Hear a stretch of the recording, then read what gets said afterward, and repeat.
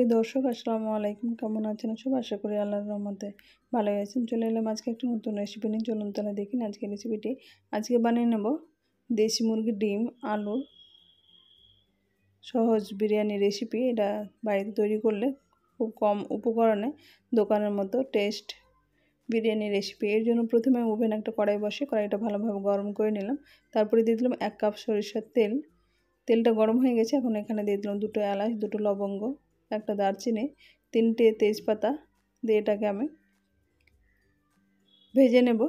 তারপরে এখন আমি দিয়ে দিচ্ছি আগে থেকে কেটে রাখা 7 থেকে 8টা পেঁয়াজ। এখানে স্লাইস করে কেটে রেখেছি, এরকম সরু করে কেটে নিতে হবে।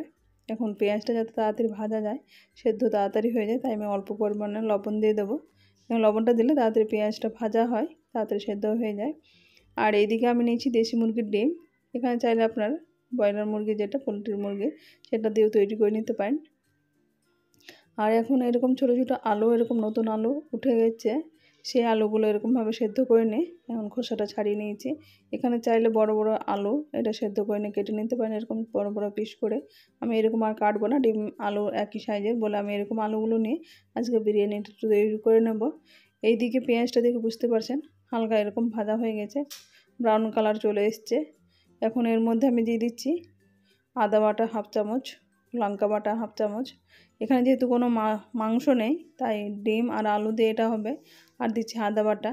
এখানে লবণ অল্প পরিমাণে দেওয়া ছিল, তাই অল্প পরিমাণে লবণ দিলাম। আর হলুদ গুঁড়ো, জিরা ধনে গুঁড়ো 1 চামচ করে আমি জিরা ধনে গুঁড়ো দিয়েছি। এখন মশলাটা দিয়ে এরকম কষে নেব। মশলাটা দিয়ে এরকম ভাজতে ভাজতে যাতে পুড়ে না যায়, তাই আমি প্লেটটা ধুয়ে অল্প পরিমাণে জল দিয়ে দিলাম। এখন জলটা দিয়ে ভালোভাবে মশলাটাকে কষতে থাকবো, ফুল ফ্লেমে কষে নেব। যখন জলটা টেনে যাবে তখন কিন্তু সাইড থেকে তেলটা ছাড়তে শুরু করবে, তখন বোঝা যাবে, বুঝে নিতে হবে মশলাটা ভালোভাবে কষা হয়ে গেছে। মশলাটা মেন, মশলাটা যত বেশি কষবে তত বেশি টেস্ট হয়। আর এখানে আমি টমেটো বাটা 2 চামচ দিয়ে দিচ্ছি, চাইলে আপনার ছোটো ছোটো টুকরো করে কেটে দিতে পারেন। টমেটোটা দিয়ে এখানে গ্রেভিটা বেশ ভালো হবে টমেটোটা দিয়ে, এবং কালারটা বেশ সুন্দর আসে। টমেটোটা দিয়ে ভালোভাবে কষা হয়ে গেছে। এখানে তেল সাইড থেকে ছাড়তে শুরু করেছে। এখন আগে থেকে আমি 1 কাপ দই নিয়েছিলাম, সে দইটাকে লবণ দিয়ে ফেটে রেখেছিলাম। এখানে দই সবসময় তরকারিতে দেওয়ার সময় লবণ দিয়ে ফেটে রাখবেন, তাহলে কিন্তু এখানে দইটা ফেটে যাওয়ার সম্ভাবনা থাকে না। এখন মশলাটা ভালোভাবে দই দেওয়ার পরে ফাটানো হয়ে গেছে, কষানো হয়ে গেছে। এখন যে আলুগুলো আমি সেদ্ধ করে রেখেছিলাম, আলুটা কিন্তু সেদ্ধ করার সময় লবণ দিয়ে আমি সেদ্ধ করেছিলাম। আপনারা এটা মিক্স করবেন না, অবশ্যই লবণ দিয়ে সেদ্ধ করবেন।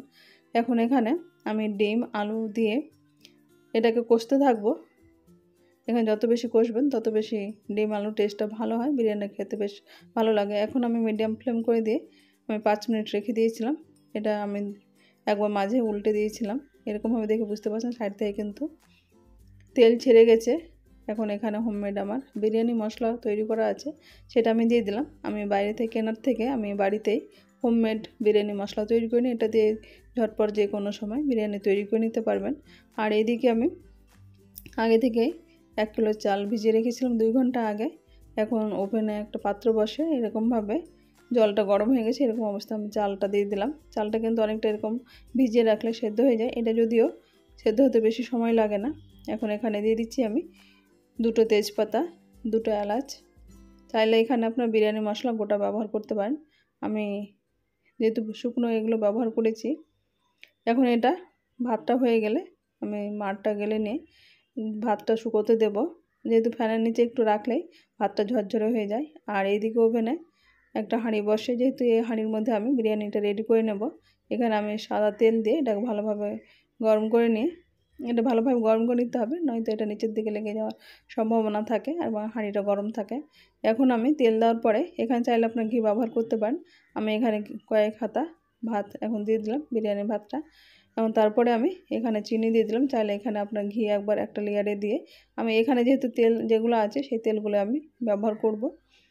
এখন এখানে আমি ডিম আলু দিয়ে যে তেলটা আছে সেই তেলটা আমি হাতার সাহায্যে এরকমভাবে উঠিয়ে দিলাম। এখানে যতগুলো লেয়ার করবেন এরকমভাবে একবার ভাত একবার ডিম আলু দিয়ে লেয়ারটা তৈরি করে নেবেন। আমি একবার ভাত একবার ডিম আলু দিয়ে, এবার ভাত দিয়ে আবার উপর দিকে আমি আলু ডিমটা দিয়ে আমার লেয়ার কমপ্লিট হয়ে যাবে। এরকমভাবে দিয়ে কিছুটা উপর থেকে আবার চিনি ছড়িয়ে দিলাম। এখানে ভাতটাতে লবণ চিনি দিয়ে আমি এটা ফ্যানের নিচে একটু শুকিয়ে নিয়েছিলাম। এটা ঝরঝরে হয়ে যায়। এখানে কিছুটা আমি ফুড কালার ব্যবহার করছি। আমি নিয়েছি হাফ লিটার, 1 কিলোর জন্য হাফ লিটার দুধ নিতে হবে। এখানে হাফ লিটার দুধটা আগে থেকে গরম করে রেখেছিলাম।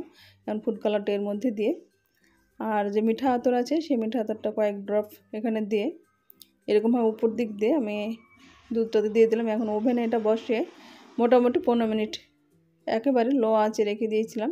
এটা ঢাকনা দিয়ে এখন একটা স্টিকের সাহায্যে দেখাচ্ছি এরকম বাঁশের কাঠিগুলো। এখানে খুন্তি ঢুকালে ভাতটা অনেকটা নষ্ট হয়ে যায়, কেটে কেটে যায়, তাই আমি এখানে একটা স্টিক এরকম ঢুকিয়ে এটা দেখে নিলাম দুধটা নিচের দিকে আছে কিনা। এতে একেবারে শুকিয়ে গেছে। এরকমভাবে আমি 15 মিনিট পরে ওভেন বন্ধ করে দিয়ে এখন একটা সার্ভিং প্লেট উঠিয়ে নিলাম। খুব সহজে তৈরি হয়ে গেছে ডিম আলুর বিরিয়ানি রেসিপি। আমার রেসিপিটি কেমন লাগলো আপনারা অবশ্যই কমেন্ট বক্সে কমেন্ট করবেন। আমার চ্যানেল নতুন বন্ধু হয়ে থাকেন সাবস্ক্রাইব করে পাশে থাকার অনুরোধ রইল। আজ তাহলে এই পর্যন্ত, ফিরে আসছে নতুন কোনো রেসিপি নিয়ে। ভালো থাকবেন, সুস্থ থাকবেন। আসসালামু আলাইকুম, আল্লাহ হাফেজ।